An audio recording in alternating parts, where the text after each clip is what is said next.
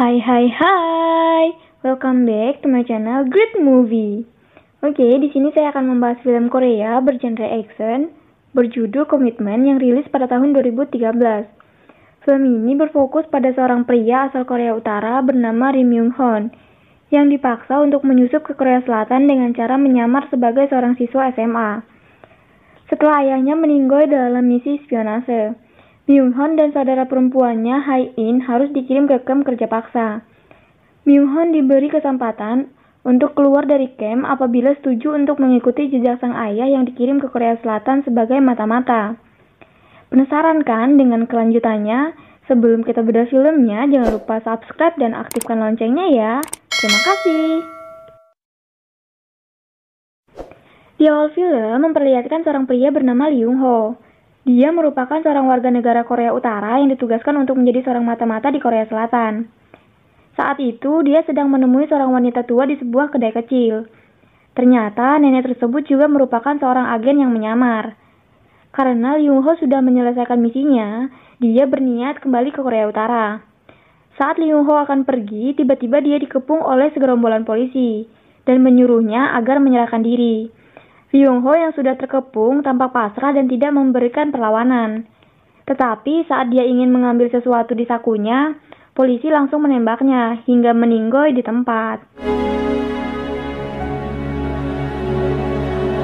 Scene kemudian beralih memperlihatkan kedua anak dari Lee Young Ho, yakni Myung Hon dan Hae In. Kakak beradik ini dipenjara sebagai jaminan agar ayah mereka tidak membelot ke Korea Selatan. Seorang kolonel bernama Moon Sang-chul memanggil Myung Hon ke ruangannya. Kolonel pun menawarkan sebuah kesepakatan kepada Myung Hon. Apabila Myung Hon dan adiknya ingin bebas, maka ia harus bersedia menjadi seorang mata-mata menggantikan ayahnya di Korea Selatan. 2 tahun kemudian, di sini kita diperlihatkan seorang pria bernama Big Dipper. Dia merupakan agen mata-mata unit 35 dari Korea Utara. Big Dipper ditugaskan untuk membunuh semua agen dari unit 8 Korea Utara. Sementara itu, akhirnya Myung Hon tiba di Korea Selatan sebagai agen mata-mata. Selama di Korea Selatan, Myung Hon mengganti namanya menjadi Kang Dae-ho. Di sini, Dae-ho diadopsi oleh sepasang suami istri yang juga berasal dari Korea Utara. Keesokan harinya, Dae-ho menyamar menjadi seorang siswa SMA di sebuah sekolah yang ada di kota itu. Setelah memperkenalkan diri di dalam kelas, Dae-ho disuruh duduk bersebelahan dengan cewek cantik yang pendiam di kelas tersebut. Tak disangka, nama cewek itu ternyata sama dengan nama adiknya yaitu Hae In. Saat jam istirahat, terlihat para bocah-bocah sok keras mulai menghampirinya. Tetapi sebenarnya mereka ingin membuli gadis di sebelah Dae-ho, yaitu Hae In. Tetapi salah satu dari bocah tersebut dengan sengaja meletakkan tangannya di bahu Dae-ho. Dae-ho yang merasa jijik pun mulai menepisnya. Hal itu membuat mereka jengkel dan menyuruh Dae-ho untuk naik ke atap sekolah. Sesampainya di atap sekolah, Dae-ho langsung dihajar oleh bocah sok keras tersebut. Mereka juga merampas dompet Dae-ho beserta isinya. Saat ingin mengambil foto keluarganya, Dae-ho pun langsung mengambilnya dengan cepat. Terlihat, Dae-ho mencoba menahan emosinya agar tak sampai membantai bocah-bocah itu. Tak lama kemudian, salah satu guru datang dan langsung membubarkan mereka. Sepulang sekolah, Dae-ho menerima paket yang di dalamnya berisi sebuah HP Mito. Tak lama kemudian, dia mendapat telepon dari Kolonel Moon dan memperoleh misi untuk membinasakan Big Dipper. Dae-ho juga disuruh ke sebuah apotik dan toko kue. Dan ternyata mereka adalah anggota unit 8 yang sama seperti Dae-ho. Sesampainya di sana, Dae-ho diberi sebuah HP dan kue. Ternyata di dalam kue tersebut terdapat sebuah pistol untuk melancarkan misinya. Kemudian, Dae-ho menuju ke sebuah kos-kosan untuk mencari keberadaan Big Dipper. Di sini, Dae-ho bertemu dengan seorang pria gembrot dan langsung membantainya.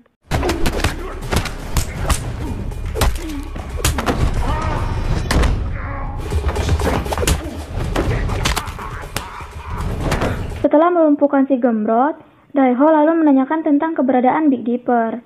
Tetapi si gembrot tidak mau memberitahu dan masih mencoba untuk melawan. Mau tak mau, Dae-ho pun membinasakannya.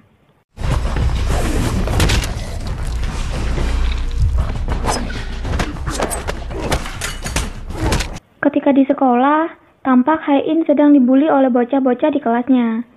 Melihat hal itu, Daeho segera datang untuk membantu Hai-in membersihkan tempatnya. Saat pulang sekolah, Daeho melanjutkan misinya untuk mencari tahu keberadaan Big Dipper. Lalu mendatangi sebuah tempat dan menemui seorang tukang jagal. Kebetulan dia adalah teman dari si gembrot yang dibinasakan kemarin. Pria itu langsung memberikan nomor plat mobil. Tetapi tiba-tiba tukang jagal itu mengambil senjatanya dan ingin membinasakan Daeho.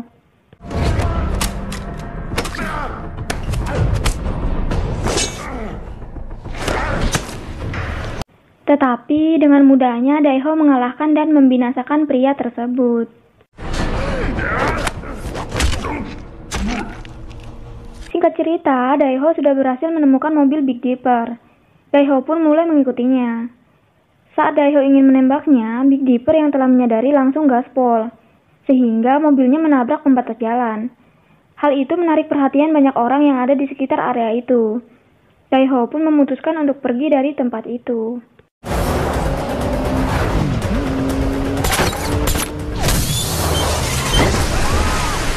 Keesokan harinya, di sekolah Daeho melihat Hai-in sedang diseret ke suatu ruangan oleh para tukang bullying. Di sini mereka mulai melancarkan aksinya dan mengambil semua uang milik Hai-in. Namun saat ingin melawan, baju Hai-in malah robek dan membuatnya sedikit terbuka. Daeho pun langsung masuk ke ruangan itu. Dia mengira kalau Hai-in ini mau dicabuli oleh para bocah-bocah sok keras itu.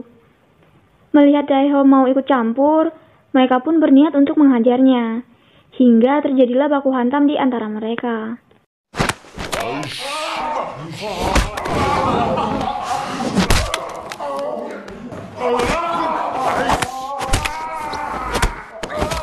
Daeho dengan mudah membantai mereka semua. Daeho menghajar para bocah-bocah keras itu hingga membuat tangan mereka patah. Keesokan harinya, Hai-in tidak masuk sekolah. Daeho yang sedang melamun tidak sadar saat gurunya datang menghampirinya. Ketika sang guru ingin memukul kepalanya, dengan refleks Daeho hampir saja mematahkan tangan guru tersebut. Alhasil, dia pun dihukum berlutut di depan aula. Saat jam makan siang, para bocah-bocah sok keras merencanakan aksi balas dendam kepada Daeho. Tiba-tiba saja, Daeho datang untuk menanyakan di mana tempat Hai-in bekerja. Mereka semua sangat terkejut dan gugup saat berbicara dengan Daeho. Dia pun mendatangi tempat kerja Hai-in, tetapi Hai-in ini sudah tidak bekerja di tempat itu lagi. Temannya juga mengatakan kalau Hai-in sudah keluar dari sekolah. Keesokan harinya, Hai-in menghampiri Daeho untuk mengembalikan seragam yang ia pinjam kemarin. Hai-in juga ingin meminta tolong kepada Daeho untuk berpura-pura menjadi kakaknya, agar dia bisa diterima kerja di tempat latihan balet. Setelah itu, mereka pun berjalan-jalan di situ. Hai-in bercerita kalau dia hanya tinggal sendirian, karena kedua orang tuanya telah meninggoy. Dari sini akhirnya membuat hubungan mereka semakin dekat.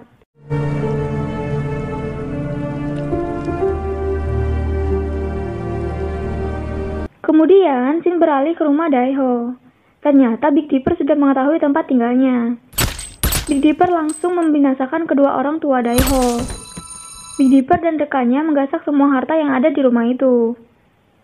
Daeho yang baru saja pulang, sangat terkejut melihat orang tua angkatnya sudah meninggoy. Saat Daeho memeriksa ke dalam rumah, Daeho melihat Big Dipper yang sedang nyantui di sofa sambil menunggunya. Baku hantam yang sangat sengit di antara mereka pun tak terelakkan.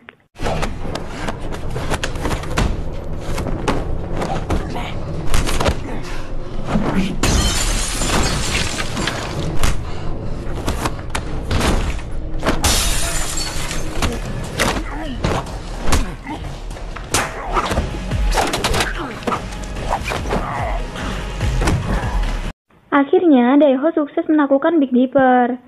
Daeho pun langsung meledakkan rumahnya untuk menghilangkan jejak.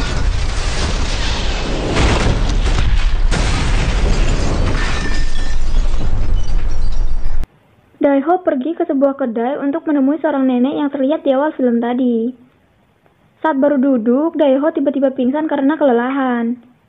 Di lain tempat, seorang polisi bernama Jungmin mendatangi rumah Daeho yang sudah hangus terbakar.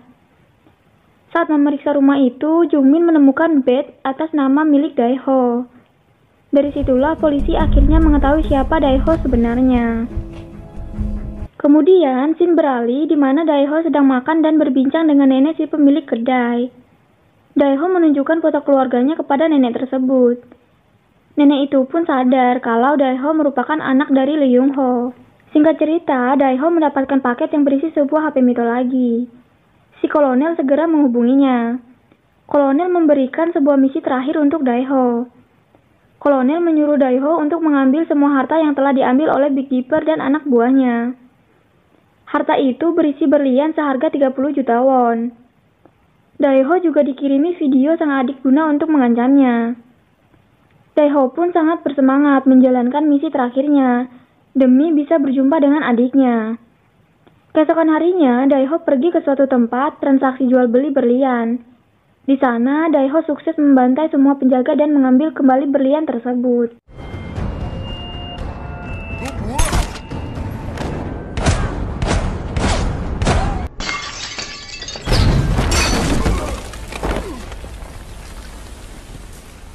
Sebelum pergi, Daeho menemui si nenek tua guna mengucapkan salam perpisahan. Karena Daeho akan segera kembali ke Korea Utara. Daeho juga tak lupa berpamitan dengan Hae-in. Saat Daeho akan pulang menggunakan kapal, tiba-tiba pemilik kapal itu langsung menusuknya. Dia berkata bahwa tidak ada agen yang bisa pulang. Beruntungnya, Daeho masih dapat melawan dan menusuk balik pria itu hingga meninggoy. Di sisi lain, semua rekan Daeho dari unit 8 telah diringkus polisi. Mulai dari pemilik apotek dan juga tukang roti semua sudah terciduk. Saat Daeho kembali ke kedai si nenek, Daeho melihat nenek itu juga telah dikepung oleh polisi. Karena berusaha melawan, nenek tersebut langsung ditembak hingga meninggoy. Daeho dengan sedih langsung kabur dari tempat itu. Karena tak tahu harus kemana lagi, Daeho pun pergi ke rumah Hae-in. Sesampainya di sana, Hae-in langsung menolong dan mengobati luka-luka Daeho. Di berita menyiarkan bahwa Daeho kini menjadi seorang buronan. Hae-in akhirnya tahu siapa Daeho sebenarnya. Keesokan paginya, Hae-in melihat Daeho masih tertidur dengan posisi duduk. Hae-in lalu menyelimutinya dan keluar untuk membeli makanan. Saat di minimarket, tiba-tiba Hae-in didatangi oleh Jungmin. Jungmin tahu kalau Hae-in adalah teman sekelas dan dekat dengan Daeho.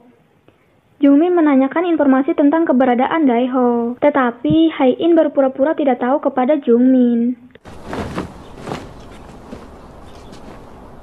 Kolonel Moon memutuskan pergi ke Korea Selatan untuk mencari Daeho. Dia berpikir kalau Daeho telah membelot ke Korea Selatan.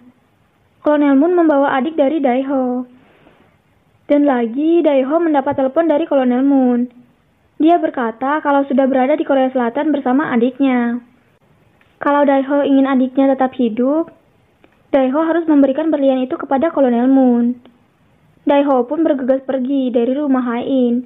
Daeho juga meninggalkan pesan kepada Hae-in untuk menjaga adiknya. Hae-in langsung menelpon Jungmin karena khawatir dengan Daeho. Tak lama kemudian, Daeho bertemu dengan Kolonel Moon di sebuah tempat parkir. Daeho melihat adiknya ada di sebuah mobil dengan tangan terikat. Saat Daeho akan memberikan berlian tersebut, di situ terlihat ada anak buah Kolonel Moon yang ingin menembaknya. Namun, polisi segera datang dan langsung menembak kepala orang itu. Aksi tembak-tembakan pun terjadi.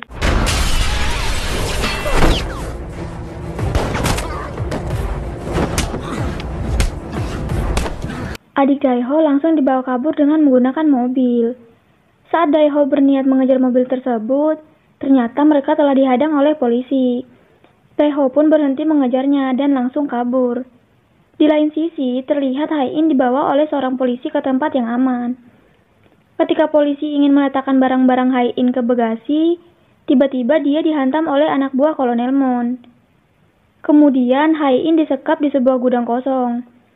Sebagai gantinya, Daeho harus datang dan memberikan berlian tersebut. Dan dari sini kita tahu bahwa dari awal Daeho cuma dimanfaatkan oleh Kolonel Moon. Di lain sisi, Daeho menelpon Jungmin karena ingin berbicara dengan adiknya. Dia berkata kepada Jungmin untuk menunggunya saat dia sudah menyelesaikan semuanya. Dia akan menyerahkan dirinya ke kantor polisi.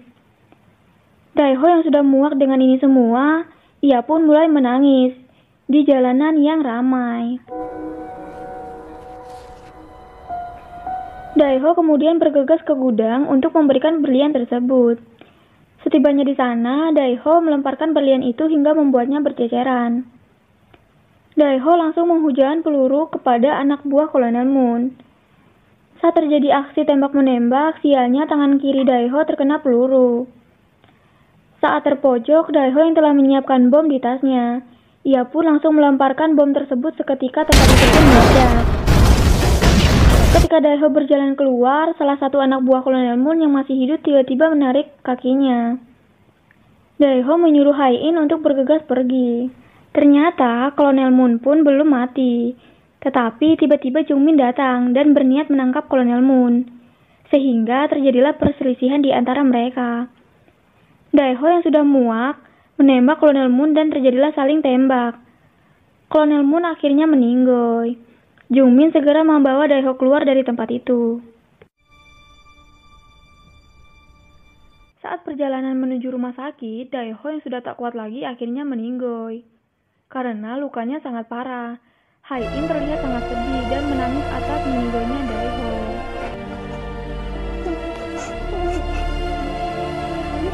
Di akhir film, terlihat Hai-in sedang berjalan dengan adiknya Daeho. Mereka saling bercerita tentang Daeho ketika Daeho masih hidup. Hai-in berusaha menepati janjinya untuk selalu menjaga adik Daeho dan film pun berakhir.